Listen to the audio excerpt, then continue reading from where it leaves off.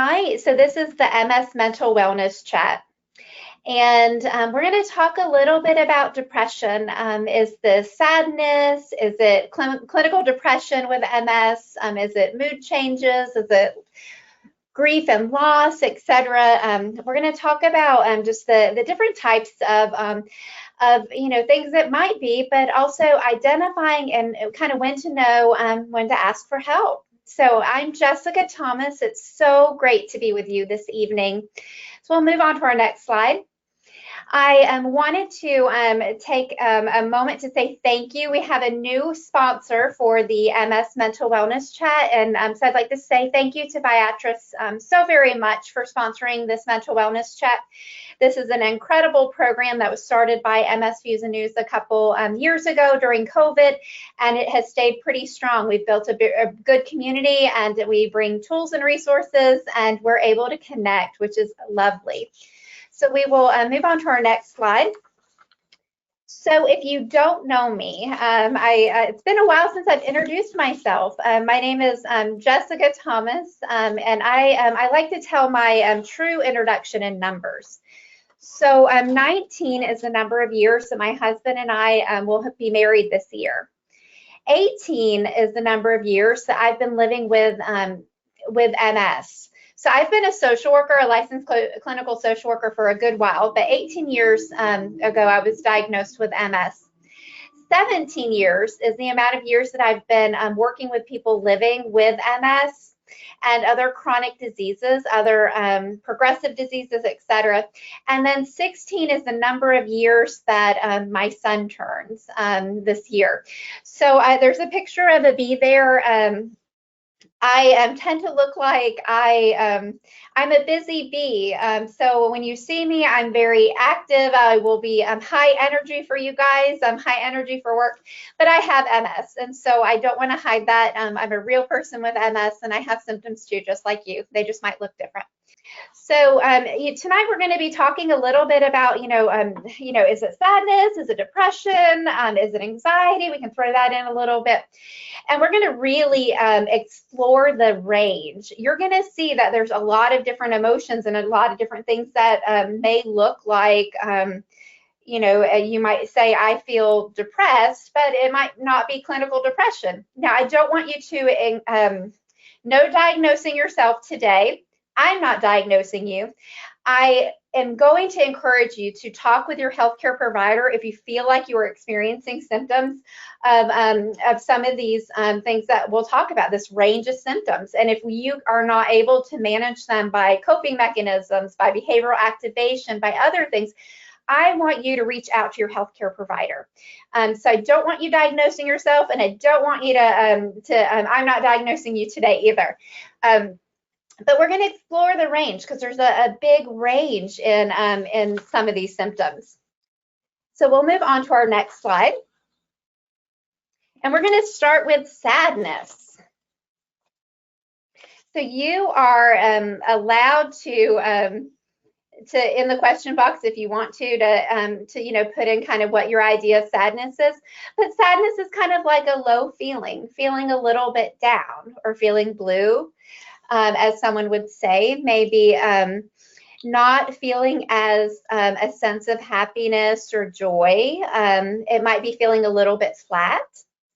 Sometimes we can feel sadness in relationship to a direct event. Sometimes I always say I'm human, so if something happens, if someone was mean to me somewhere, I might notice that I feel a little bit sad about it.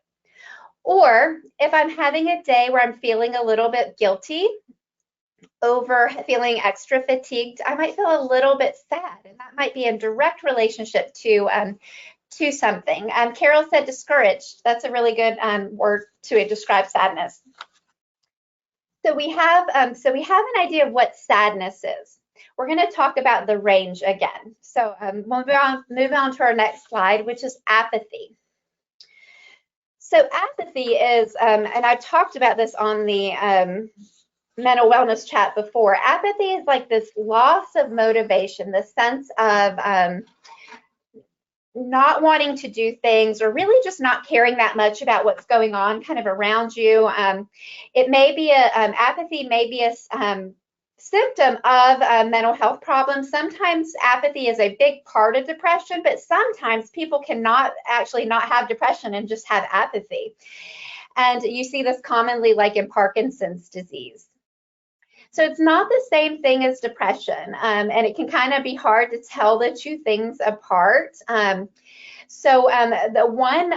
one example that I used when I used to work with people living with Parkinson's disease is so depression. So there's going to be two scenarios here, and they're very similar. We have two people that are invited to go to an event, and their spouse wants them to go, but they really are not feeling like they want to go. They feel kind of not motivated, a little bit down, and they just are kind of just like, I just don't feel like going.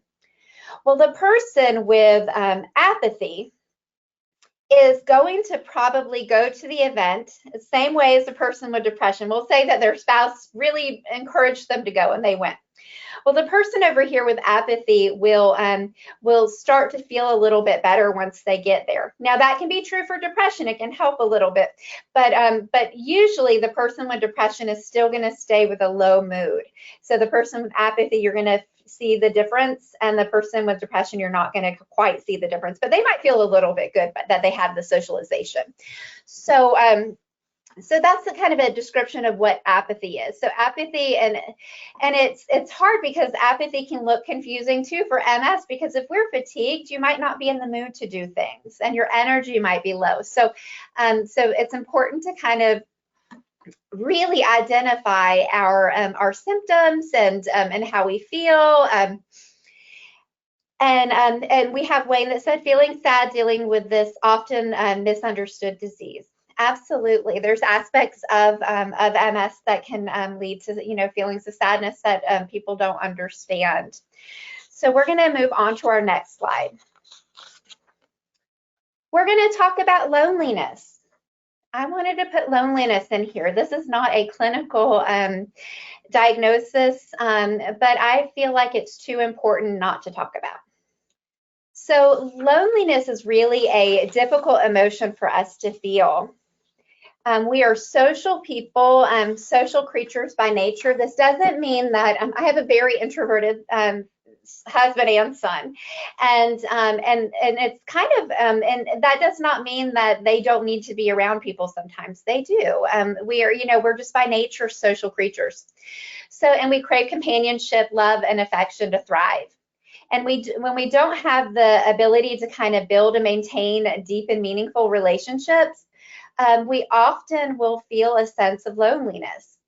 COVID really spiked loneliness for many people, not the disease itself, but the implications of it. We were home, we were alone.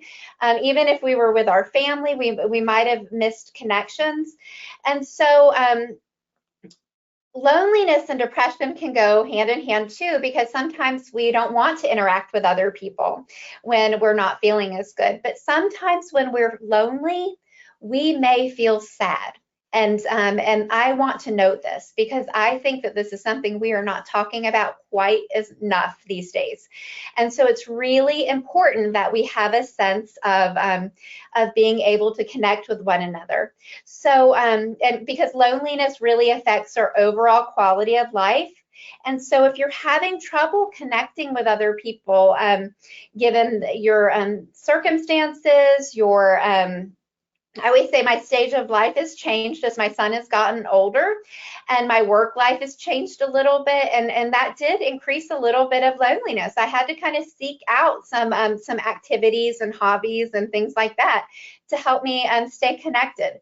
So there are things out there, but if you are dealing with loneliness, I want you to remember that this is an important thing to share, maybe with your healthcare team, and maybe it could help with a referral to a counselor, somewhere to help you kind of work on that a little bit, and maybe help you find ways and ways to make connections that will help you.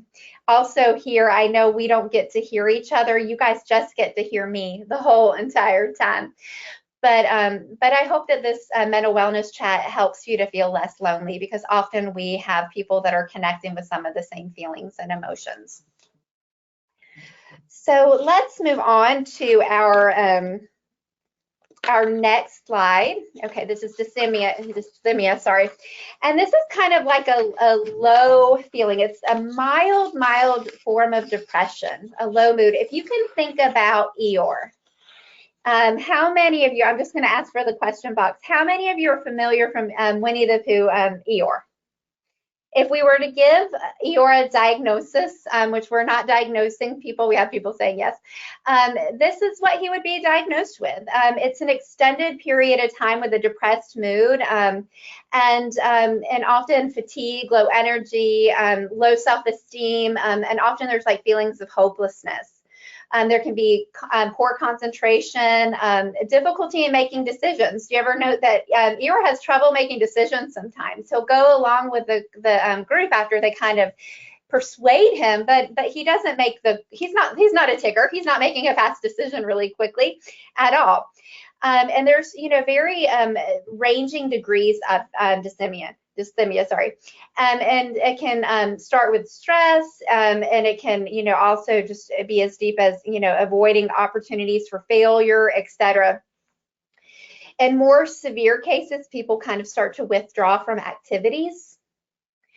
And they usually will find little pleasure in the usual activities and pastimes. So if you had things that you love to do and you were trying to do them again, and you're not enjoying them, you're just feeling a sense of low mood, a little bit of sadness, but you're still able to do the things that you want to do, then this might be a consideration. This is still worth talking to your doctor about, because some people can be treated definitely in counseling for a very mild depression, and medications can be used sometimes that can be helpful for this. So I just want to give a little bit of awareness, because sometimes there can be just, I'm sad today, but you might have an extended period of low moods that don't meet clinical depression, but that does not mean that doesn't impact your quality of life, and it's not important. It's totally important. We'll move on to our next slide. And we're going to talk a little bit about adjustment disorder with a depressed affect. Now, this is a mental health diagnosis that I worked with a lot of people living with disease through the years that I've been doing my work. And adjustment disorder is, would be diagnosed by a mental health professional, of course. But in this case, there's either emotional or behavioral symptoms within a 3-month period of a stressful event happening. Well, guess what? A lot of people that are diagnosed with a physical illness have a very big period of time of feeling stressed and sad or adjusting. They might feel anxious, depressed, etc. And so I often would see people as they were adjusting to their diagnosis and the emotional components of that, adjusting to having a physical disease. So with adjustment disorder, with a depressed mood, you might see a little bit feeling sad, tearful, feeling a little bit of hopeless, very tired, and not really taking pleasure in things that you used to enjoy. So again, the big thing about this is that this is a period of time that's usually 3 months or less. Often I would see people that were adjusting to their diagnosis. Some moved on to maybe a more definite diagnosis of anxiety or depression, but sometimes not. So it's important to know when we have big life changes, maybe a separation, a divorce, or leaving our job, or moving across country, or things that are big that happen in our lives, that we can have a emotional response to that and not even be aware that it could cause some impacts of depression or anxiety, etc. I'm going to read some of the comments here so I don't get too far behind. So Wayne said, and I think this is a good thought. It's amazing for me, who is a self-proclaimed introvert, when the world thinks I'm depressed.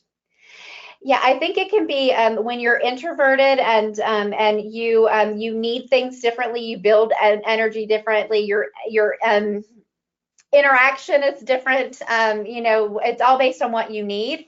That sometimes people that don't understand that, and they don't have to. It's helpful sometimes to explain. But I have a hardcore husband and son that are hardcore introverts, and the outside world doesn't quite understand sometimes.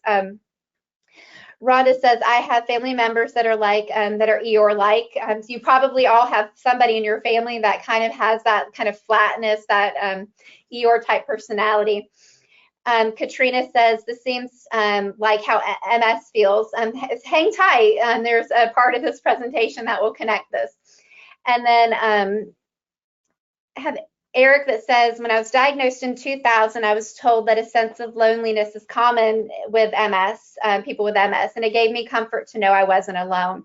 Absolutely. The work I do right now, I work with a very uncommon cancer, which makes MS look like it's so popular.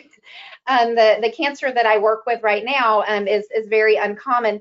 And I think it's so true. One, you feel isolated when you have disease anyways. And then when you have a neurological disease or have a disease like MS, that you feel very isolated and lonely immediately. And then to know that you're not alone, and to know that that a lot of people do experience loneliness at first is important. We are so lucky that we have such a good MS community and ways to connect with one another, because that's a big part of it with coping with this disease. Linda asked, is that the same as mixed mood disorder? So no. All the disorders that I am talking about are individual, if that makes sense. But there is a mixed mood disorder, and you can have an adjustment disorder with mixed mood, etc. But so when I talk a little bit about anxiety with adjustment disorder, you can have adjustment disorder with anxiety and adjustment disorder with depressed affect. You can have adjustment disorder with mixed mood. So there's a lot of different variations. We have Kania said, dysthymia. Sorry, thank you. Wayne said, I do also. Very good. Okay. So we are going to move on to our next slide. And we're going to talk a little bit about loss and grief. This is another symptom that can cause feelings of sadness, can lead to some aspects of depression. It can give a sadness or a depressed mood. If grief continues and it's prolonged, it can lead to a deeper depression. I have worked with people with a major depressive disorder, complications from grief. And so with this, you might see things such as poor sleep, loss of appetite, weight loss, and even sometimes thoughts of suicide. And you may have complicated bereavement. There's all different types of loss and grief. There can be anticipatory loss or grief, where that if you have someone you love that is very ill, that you may be anticipating their pending loss, the pending loss of them. Sometimes in the beginning, with being diagnosed with a disease like MS, you might experience loss and grief too, not to the same level as a serious depression, but it is very common, because we have to work through a lot of different losses. Who we thought we were, what we were going to look like, what was the future going to look like. Just dealing sometimes with the loss of the idea of, I thought I was healthy and now maybe I'm not, and having to redefine aspects of our lives. So, and Kania asked, does loss of income count? I think, loss of income, I talked a little bit about, not with loss and grief, but I do think loss of income can definitely come in the area of like an adjustment disorder, in the sense of, what caused it, if you had to stop working, etc. But loss and grief is more about physical loss of someone, or anticipatory loss, etc. Linda says, when I have a relapse, I grieve all over again, but much faster. Thank you for sharing that, because that is very true. I think when and if anyone on here agrees with that, please feel free to chime in. But when we have like a loss or a relapse that happens again, all of a sudden, you kind of go back to that place of vulnerability with this disease, and you grieve whatever changes that you have, or maybe I know when I've had a big relapse in my life, I kind of grieved because I didn't know when if I would my symptoms like if I would have resolved. And luckily they did, but it was a period of time of grief. So that's very common that when you have a MS relapse, that you might hit a period of loss and grief, or another period of adjustment, etc. Because what happens is, hopefully MS is kind of here where you can see it, but it's not, in front of everything. But when you have a relapse, it really just it's back in your face again. Maria said, oh yes, all symptoms make me sad. And then Wayne says, feeling like you are alone. So it is common that that we have emotional reactions to the things that we experience physically, and I think that's really important for us to know. Maybe not for you for all the time, but honestly, if you experience a MS relapse, you're going to probably have an emotional reaction to that to some degree. And if you're, when I experience high levels of fatigue, or if I ever have any cognitive challenges because of my fatigue, then I can get frustrated, and then I feel guilty, and then I feel sad a little bit, or might have a lower mood that day. So it's very common that these things can happen. Linda shared, worst grief that she ever experienced was her parents passing away 8 days apart 5 years ago. That's a big loss. And so loss and grief are, definitely a cornerstone of emotions that we all are going to experience, because we will all have loss in our lives. And how we manage that and get resources for that's really important. And then I had someone say, I feel sad when I don't have something to do or look forward in the future. Melissa, hang tight, because that's part of some of those things we're going to talk about. But yeah, if we don't have things some people, they need things to look forward to. And I definitely understand. We have Kathleen, that she's sorry she came in late. Oh, she's in California. Okay. It's so good to see you. Kathleen was asking, she asked me if I had MS and if I'm taking new clients. I do have MS. Yes, I've had MS for the better part of 18 years almost. And I am not in private practice anymore. I could be if I wanted to, but I'm the director of patient education for a rare cancer disease. And I do this mental wellness chat on a monthly basis. This is a really good place to get resources and to connect and to learn some psychological coping tools. But no, I'm not taking any patients. If you are looking for a counselor, this is an important thing to say. If you're looking for a counselor, I would say, even if you don't have a therapist that has MS or that specializes in MS, look for a counselor that has experience in chronic disease or loss and grief, actually, but specifically chronic disease. And that will get you a little bit closer to the type of counselor that you need. Paula says, loss of being able to work and income was huge for me as well. So you can see we had, I know, Kenia that had said, does loss of income count? Well, it's a loss, yes. So the loss of not being able to work, that change is pretty big. And you're welcome, Paula. So we're going to move on to actually go back one more for just a second. Okay. So there's a couple different types of loss and grief. I said anticipatory grief, there's abbreviated grief. Some people move through the grieving process pretty quickly. We had Linda here that said, during a relapse, she can do that much quicker. We have delayed grief, where you may have experienced a loss, and for whatever reason, your grief response was delayed. You may have collective grief where things are kind of combining in together, things in your life. I think during COVID, there was a lot of collective grief just because of the way of the world in the moment and all that was going on. And so there can be traumatic grief. There's a lot of different types of grief, but if you are experiencing any symptoms of sadness or an extended period of time of feeling guilt or feelings of apathy, having physical symptoms. We're going to talk about some of the depression symptoms here in a sec. And I want you to talk to your doctor. A counselor is someone who could really help you.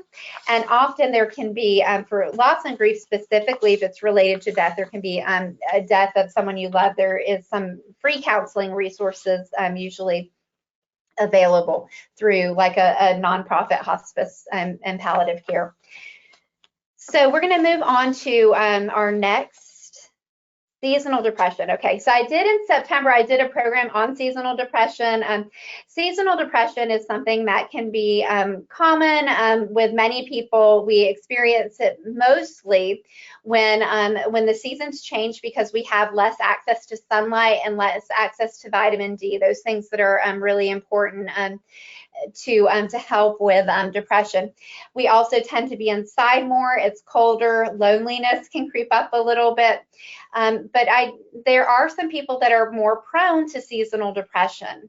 So some people with seasonal depression may take an antidepressant or may up their counseling, or they may use a therapeutic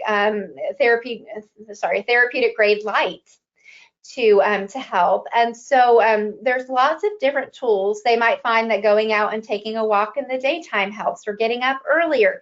But seasonal depression is real.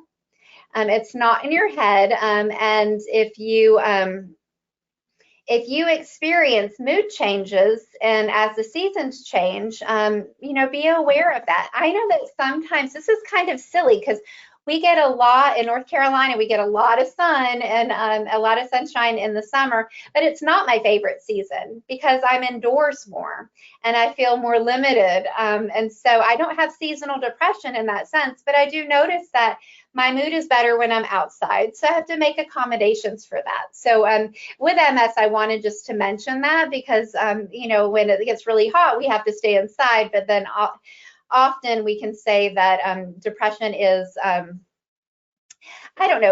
is worse in the winter, but for some people it's in the summer because life looks a little bit different. They feel a little bit worse. We'll move on to our next.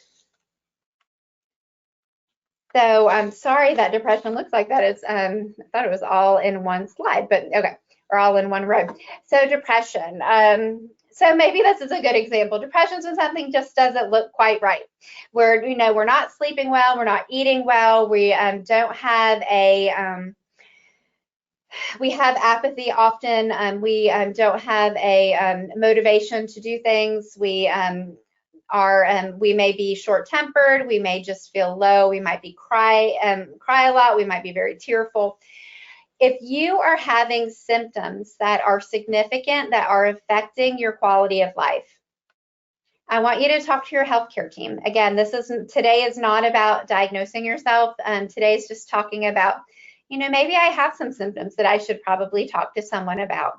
And depression is one of the things that can be very comorbid with MS. So it can live really, a lot of us journey with depression while living with the disease. I journey with anxiety, I think a little bit more, but a lot of us journey with depression with MS. And while there's not a cure for MS, there's not a cure for depression, so to say, depression is treatable. And depression is one of those things that can really hurt your quality of life in general, and that can impact your MS in a bad way. So it's interconnected in some way. So the reason why we're doing this program is that I want to share these ranges, but if you're having symptoms that are very heavy and hard and you're having trouble on an emotional level working through them and you've tried to implement things, I want you to talk with your healthcare team. I'm going to look. So we have Linda that shares that she gets situational depression and then it goes away, so that she has like periods of depression that that go away. And we will move on to our next slide. Or actually, let's go back real quick. Sorry.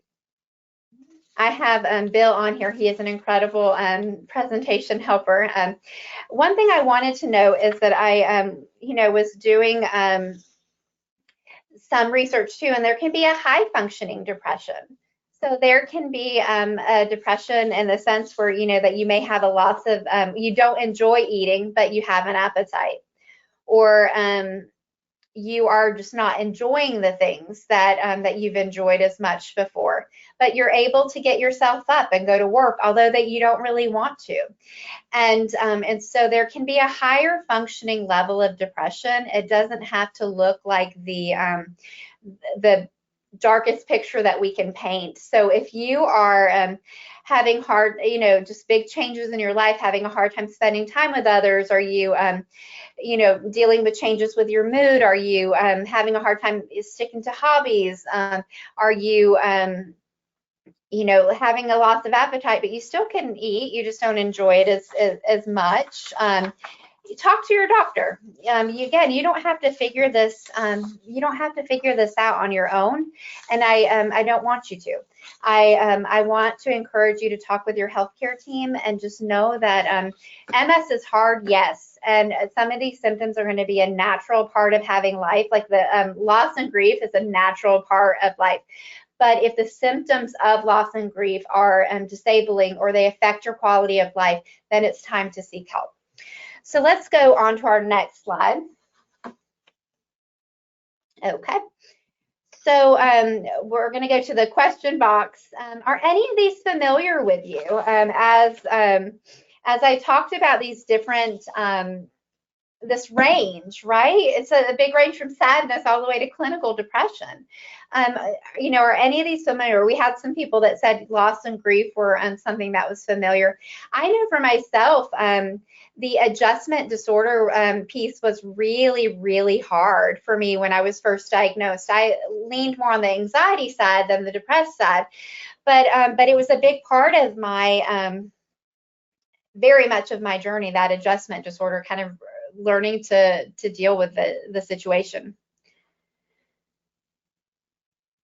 So so we have Wayne here that has some good advice. I think this is it says, I was recently asked a question about why does he affect me in such major ways? And in response, I said it's similar to what kryptonite does to Superman. Very good response.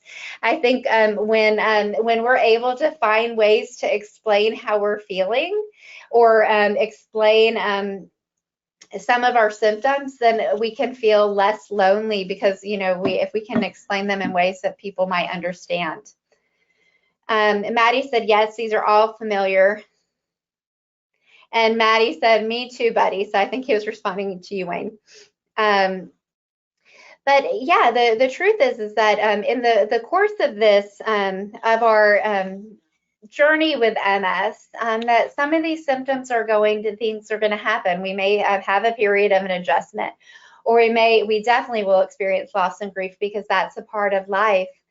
And we may have periods of lower moods, and we definitely are going to have times of being just sad.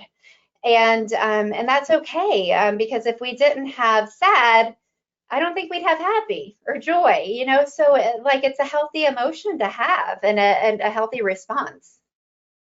Linda says, melting like the witch on Wizard of Oz. So that's her description of fatigue. I love it on a hot day. Love it. We're going to go on to our next slide. So 4 symptoms that depression and MS have in common. So this is important to note. So fatigue. Fatigue happens with depression, and fatigue happens with MS very commonly. If you don't have fatigue, don't worry, that's okay. That just means you don't have fatigue. So most people do, but not everybody with MS. And I didn't, early on in my journey, I didn't have fatigue. And if you don't worry about it. You don't have it, so that's good. But so symptoms here. So fatigue is one of them. So fatigue is one of the most common symptoms in MS, and then with depression, your energy is lower, and often you feel very fatigued. You don't want to leave, and you don't have a lack of motivation, etc. So it's really important to, be able to report, if you have any changes in your fatigue level. Have you had any changes in your situation in your life? So it is kind of confusing because depression and fatigue can go hand in hand. And the other thing is, if you're depressed, your fatigue might increase a little bit. And so it's important to talk with your healthcare team. Sleep disorders.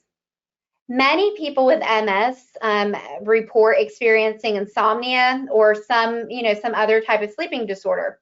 And people with depression, often are affected with sleep too. They might sleep too much or too little. They might have trouble sleeping. So if you've had a big interruption in your sleep schedule, your sleep routine, talk with your doctor.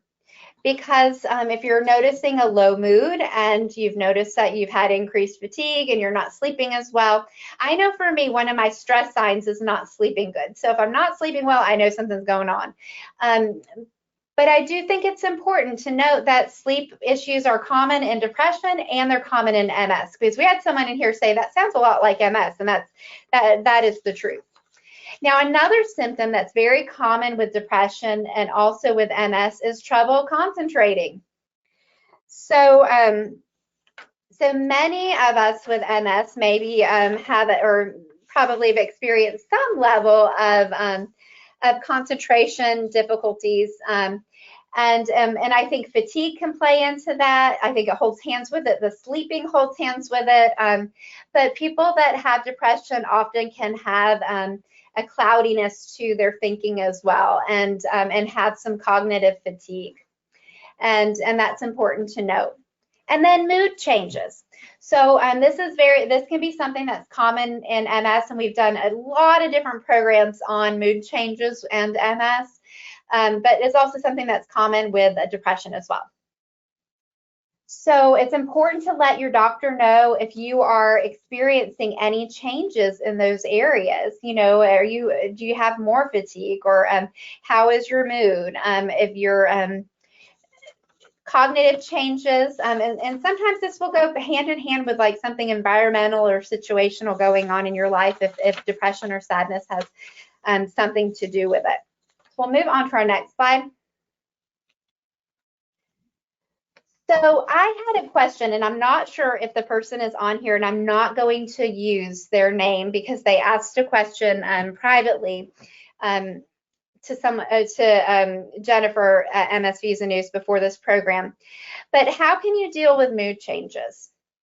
And I don't know if you're on here, but if you are, you can say hi on the question box, and I won't read your name out loud. But I want to say identifying the symptoms. This is one of the most important things that we can do, is kind of understand what is going on with our moods and how we're feeling. Paula has something really great here. Let me read it. I started working with an emotional journal that's helping me cope with bouts of sadness, and it helps me label my emotions. Journaling helps, I feel. Journaling can be a great thing to do. And I wanted to read too. Wayne says, dealing with fatigue is like having a ball and chain slowing you down. Very good. That's a great description. So how to identify symptoms? Well, one of the ways that we can do that is becoming kind of understanding ourselves. And I think one of the ways is journaling. I think that's a great thing. I will do a tracker, and I will track my mood, track my physical energy, how I am feeling in general, and then just tracking gratitude, and kind of having just that kind of in my sleep. If I was having a problem sleeping, I would mention my sleep. But finding out and identifying the symptoms that you're dealing with, and I think there are a lot of apps that you can use to track your mood, and that might be an avenue for you that would be helpful as well, because that would help you to identify some of your symptoms that you can share with your healthcare team. Let's see. So Erica says vision impacts that too. Can't focus on words because I can't see the lines. So yes, vision can impact your ability to journal, but one of the things that you might be able to do, and my Siri doesn't like me as much, but you can verbally journal. That's another way, is that you can dictate. So that might be something that would be helpful. And yes, I'm so glad that you said hello to me, the person that asked that question. I'm going to continue to answer your question here. So I'm breaking it up just a little bit. And then we have Eric that says flu-like fatigue has been my primary symptom since the start. It has made sense because of the cognitive problems. Yeah, often when cognition or fatigue is high and very high fatigue, then cognitive will follow that as well. So identifying symptoms. So I would say if you're having mood changes, I would track my mood, and I would track it on I would do either like a little habit tracker or a 30-day calendar, and I would just color code kind of what my primary mood has been and anything that is important to know with my life. How is my sleep? How is my stress level? Trying to remember this from counseling. How's my sleep? How is my stress level? How am I physically feeling, and what is my mood? That's probably 4 good cornerstones to track. And so that way you can kind of show, because if you can see that everything else is stable, but your mood is just shifting, that's going to be interesting to your doctor or healthcare provider to know. But it's also a really good tool to work with a therapist as well. Maria says, yoga is my go-to for anything MS related, in addition to the medication she takes, which she's been on for 21 years. Yoga is a really great tool, and if you need modifications, you can do modified yoga. Exercise in general is good for us too. And then Linda says, it helps me to have therapy once a week, still by telehealth. That is perfect. So therapy is something that I hope that everybody on here will consider, because it is nothing but complementary to helping you live your best version of you. So when to see a doctor. So this is our next slide.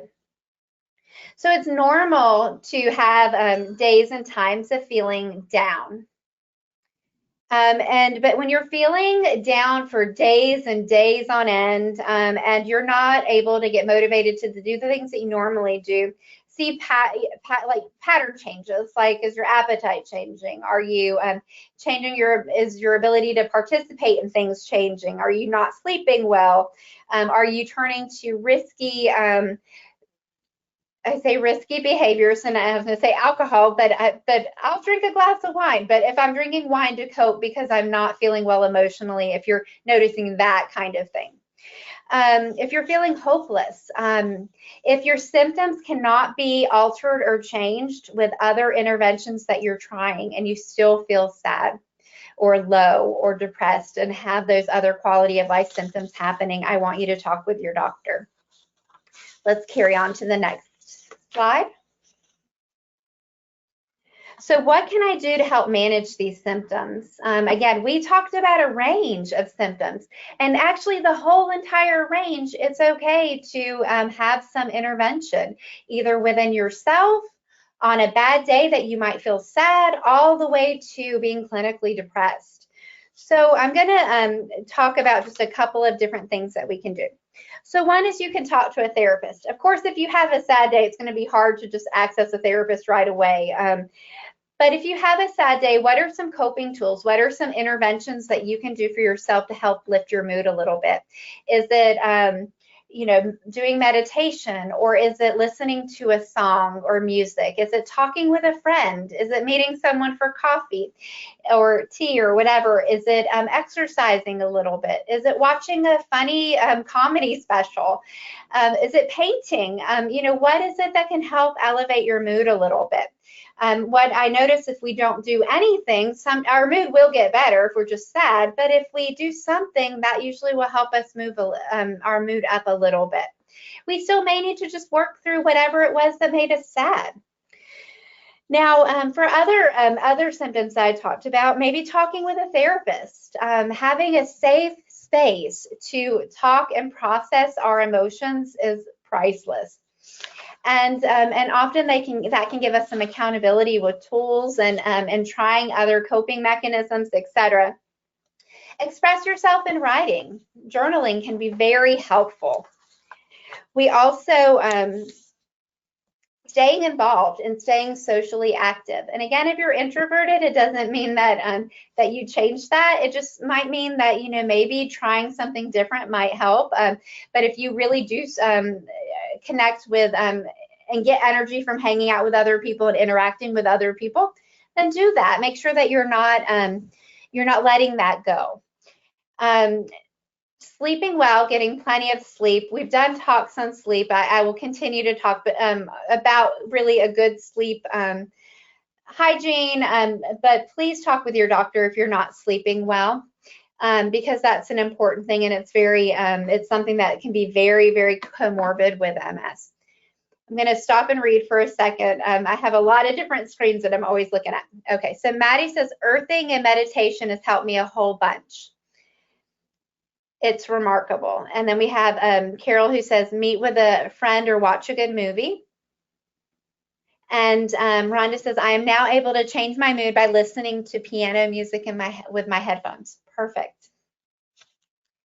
So these are all really great things, but so there are things that you can do to help manage some of your symptoms. But one of the main things you might need to do is talk to your doctor. You may have a diagnosed mental health condition, you may not, maybe. And but beyond that, there's other things that you can do that can help you as well. So the next thing we're going to talk about is how you start your day matters. So I think, I'm sorry, I went through one of them. So neurotransmitters and mood. Sorry, we're going to go through this one a little bit fast.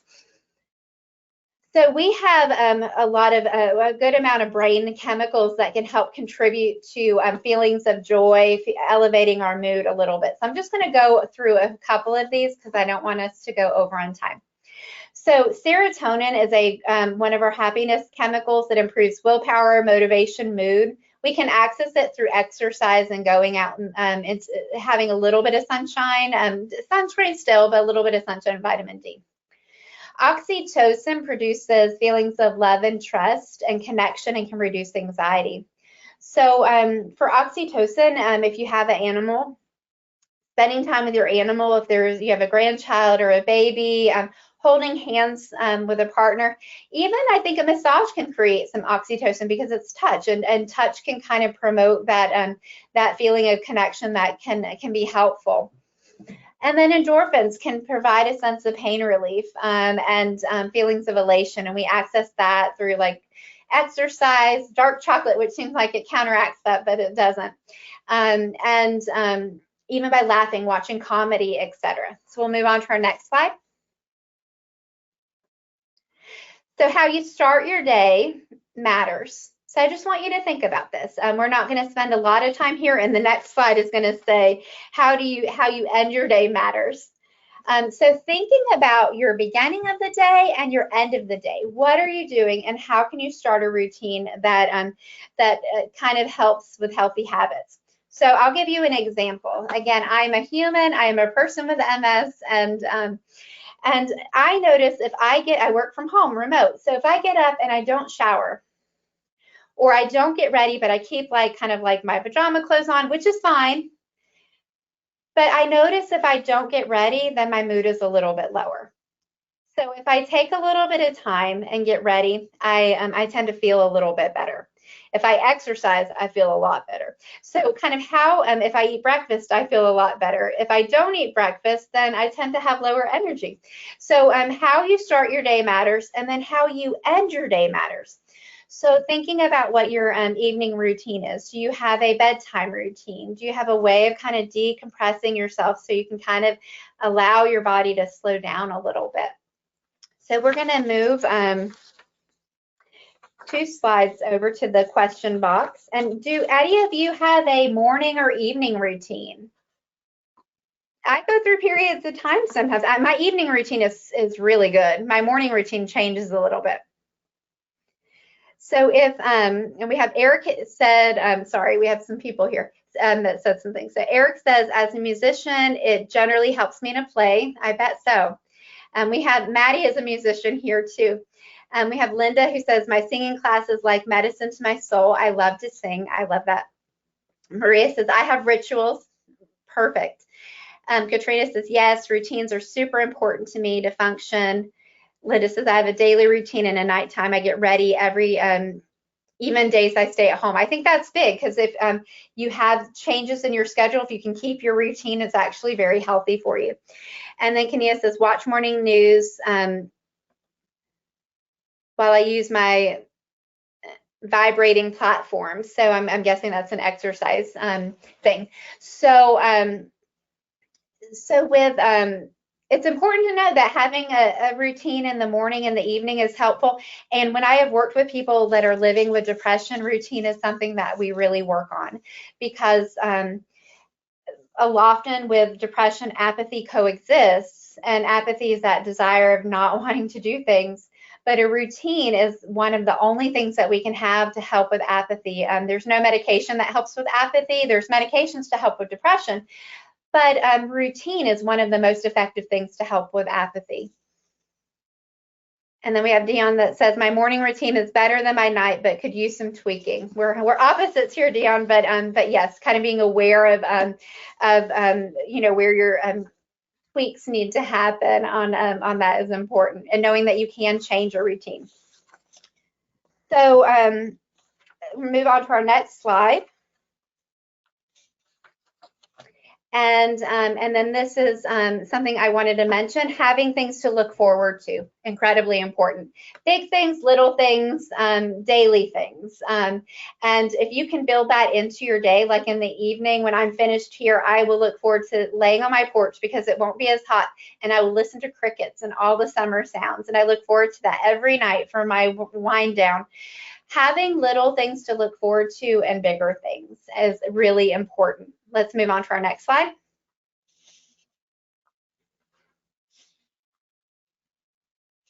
Now we're going to move on to our next slide again. Sorry. So this is an upward spiral. Next month, we're going to be talking about this spiral a little bit more in depth, but we're going to talk about like small things that we can do that can help spiral up our moods. And we talk about this periodically, and I love the tools and the way that we help each other through this. As you know, giving each other strategies, things to think about. But really, when I talked a little bit about those brain chemicals. I'll talk more about them next month. But when we do small little things, that can help spiral our mood up a little bit. And so next month, we're going to talk a little bit more about spiraling up with mental health strategies. So the next thing I would like for us to do is to go to the question box, and this is an important one. We might not have a slide on it. I want you to let me know what is something that you would like to learn in this mental wellness chat. Not tonight, but I'm planning out the 2024 schedule. So you can either on the evaluation, you can fill it out and give me some things that you'd like to know. I usually can come up with ideas and topics, and I'm not afraid of doing that on my own based on, we have so many conversations and discussions on this platform that I kind of can pick out what we need to know. But it's kind of helpful to know too what's going on in your mind and your heart, what you want to learn a little bit more about. You know, do you want to learn about how to talk to other people about your MS, how to explain symptoms that they don't see? Do you want to learn more about communication, or learn about how to manage moods? We will always continue to keep managing moods at the center of it. So I don't have anybody chiming in yet, but what I would say then is in the evaluation, I want you to, if you have some things that you've been really wanting to learn, and I want you to put that in the evaluation so I can, as I'm planning for 2024, I can definitely keep that in mind. And I, of course, will integrate that into 2023 too. So Eric says, a routine for getting out of moments when cognitive fatigue makes me feel stuck. How to build confidence with finding a new job is what Wayne said. Katrina said, all of what you said is good for me. And Lion says, I would like to be more kind to myself. Before we go, I'm going to take a picture of this because when our chat is over, I don't get to see this. Linda said, how to stay motivated. Very good. Perfect. So we have a lot of new people here. I never say goodbye. I always say, I'm going to see you later. So that is just the truth. So I hope that from this month to next month that you are able to implement some of these tools. If you have some of these symptoms that you're talking with your doctor, your healthcare provider, your healthcare team about, or you're implementing some of the tools to help you feel better, have things to look forward to, looking at your morning routine, your evening routine, etc. And hang on tight so you can fill out that evaluation. Until then, it's not goodbye. I'll see you later.